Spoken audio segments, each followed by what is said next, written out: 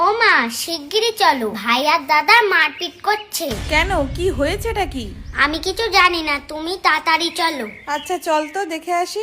আর বলবি আমাকে কুড়িয়ে পেয়েছে নাকি তোকে কুড়িয়ে পেয়েছে? ও মা, দেখেছো ওরা কেমন মারপিট করছে? চল তো দেখে আসি। বড় হচ্ছে ফটো দেখতে। আরে আমি সত্যি বলছি, যদি না বিশ্বাস হয় তাহলে মাকে জিজ্ঞেস কর। আবার বলছিস মিথ্যা কথা, তোর মারবো। এই কি হয়েছেটা কি? আর ঘরটা এরকম অবস্থা করেছিস কেন?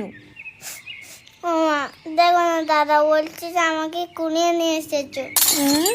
ও মা, তাহলে কি সত্যি কুড়িয়ে এনেছো আমাকে? কে বললো তোকে এইসব বাজে কথা? ওই তো রজত দাদা বললো, এর আন্দান দেখতে দেখতে। তা কি বলেছে একটু শুনি তোর রজত দাদা। তোমরা বিয়ে আনবালে আমার তো একটাও ছবি নেই। আমি কি তখন ঘুমাচ্ছিলাম? আমি কোথাও ছিলাম? হ্যাঁ?